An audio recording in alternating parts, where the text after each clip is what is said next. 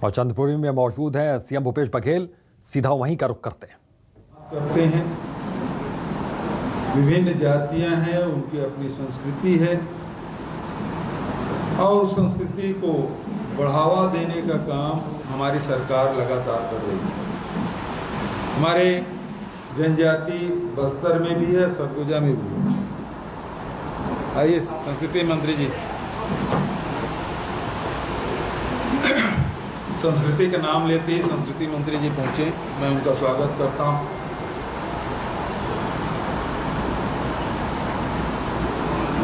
उन जनजातियों के जो जीवन शैली है, उनके अपने जो आस्था के केंद्र हैं, उन सबको संरक्षित करने का काम, उसे विकसित करने का काम, उसमें सहयोग देने का काम छत्तीसगढ़ सरकार कर रही है। दूसरी तरफ आप देखेंगे कि छत्तीसगढ़ में सिरपुर जैसे बहुत बड़ा बौद्ध सर्किट आपको दिखाई देगा, जो हिंदुस्तान में इतना बड़ा और कोई बौद्ध मठ नहीं है जितना कि हमारा सिरपुर है। इसे विश्व के मानचित्र में लाने की दिशा में छत्तीसगढ़ सरकार काम कर रही है। हमारे बहुत सारे चारों तरफ देवियों का वास है, चाहे वो रतनपुर हो, चाहे दंतेश्वरी हो, चाहे वो बमलेश्वरी हो। तो रतनपुर के महामाया से लेके बहुत सारे हमारे देवी विराजे हैं। यहाँ शिव भक्ति भी है, यहाँ देवी शक्ति के भी उपासक हैं। तो बौद्ध के भी मानने वाले यहाँ रहे हैं, जिसकी चिन्ह आपके सिरपुर में दिखाई देता है। भगवान राम का जब वनवास हुआ तो 14 साल में अधिकांश समय हमारे छत्तीसगढ़ में गुजारे। जहाँ कोरिया के हरचौका से उसकी यात्रा शुरू होती है, वो फिर सरगुजा होते रायगढ़ से फिर चांपा जांगीर के शिवरी नारायण होते हुए राजीव के राजी लोचन और कोरिया से लेके बस्तर तक उनका प्रयास के चिन्ह मिलते हैं। जनश्रुतियाँ भी है। 75 स्थान उसमें चिन्हित भी किया गया है, जिसमें से 9 स्थान इस साल हमने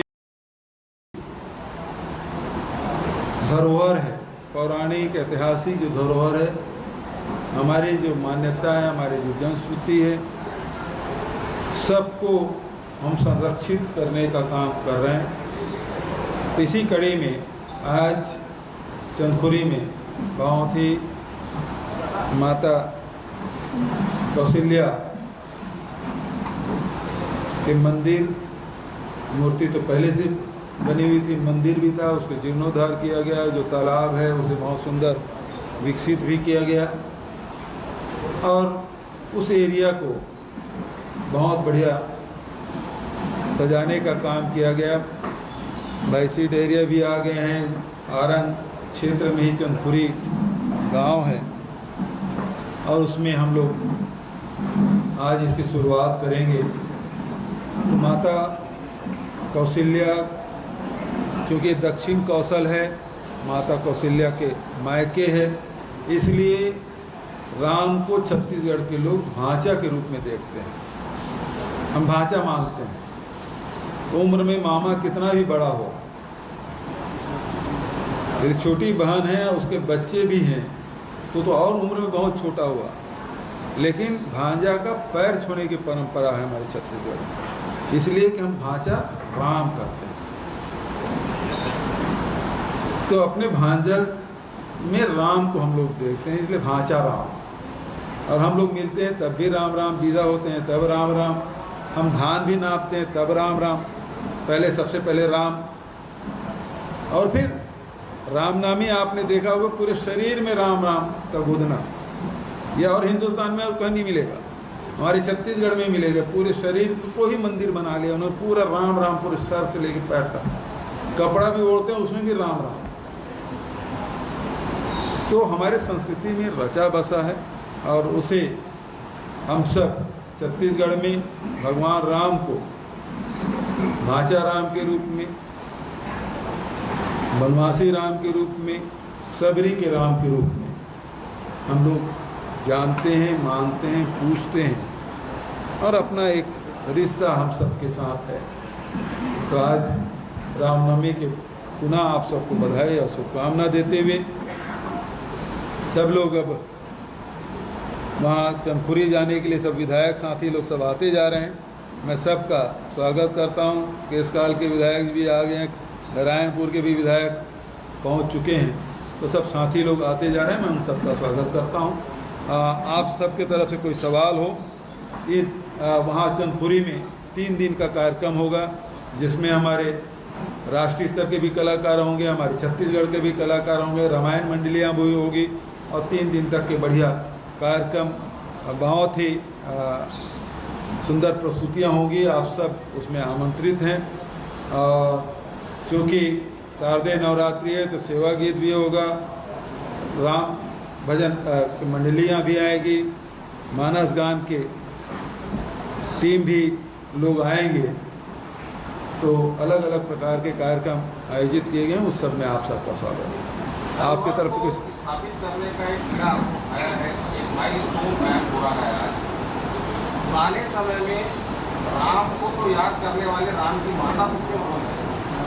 देखिए, अब राम को जिस रूप में आप देखें उस रूप में दिखाई पड़ते हैं।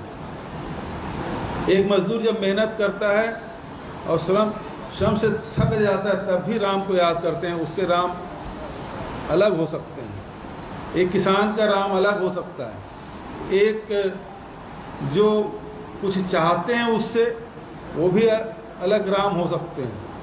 तो हम लोगों ने राम को अलग अलग रूप में देखा, किसी ने निराकार रूप में, किसी साकार में, सगुण में भी देखे, निर्गुण में भी देखे। तुलसी ने सगुण में देखा तो कबीर ने निर्गुण में भी देखा। तो राम को हम अलग अलग रूपों में देखते हैं। कोई कुछ लोग हैं वोट दिलाने वाले राम के रूप में देखते हैं, तो उनका राम वोट दिलाने वाला राम है।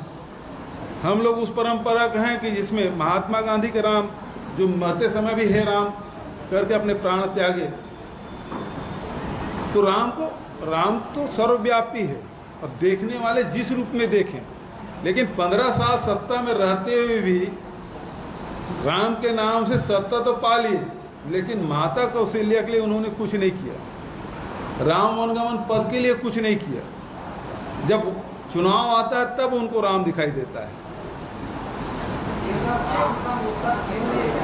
जी देखिए, राम सर्वव्यापी है, सर्वकालिक है। उसके न महत्ता कम हो सकते हैं, न वो कभी, क्योंकि वो सर्वकालिक है, न आदि है न अंत है। तो उसके सहारे कई लोग बैतरणी पार करना चाहते हैं, लेकिन जब वास्तविकता सामने आएगी तो उसकी कलई खुल जाती है। कालने में भी राम जपे थे अपने स्वार्थ के लिए, उसको भी लोगों ने देखा है। इतना बड़ा आयोजन हो रहा है, अन्य प्रदेशों से कुछ पर्यटकों को आमंत्रित करने के लिए या आकर्षित करने के लिए कोई योजना? देखिए, हम लोगों ने इसे जितना ज़्यादा प्रचार प्रसार करें, आपसे बात करने का उद्देश्य यही है कि आप लोग चाहे प्रिंट मीडिया हो, चाहे इलेक्ट्रॉनिक मीडिया हो, चाहे अपने सोशल मीडिया, उसके माध्यम से जितना आप प्रचार प्रसार करेंगे उतने लोग बाहर से आएंगे। कुछ बाहर से भी, दिल्ली से, बॉम्बे से भी पत्रकार आए हैं, उनको भी हम लोग दिखाएंगे, उसे रुकवाएंगे, छत्तीसगढ़ के बारे में जानकारी देंगे।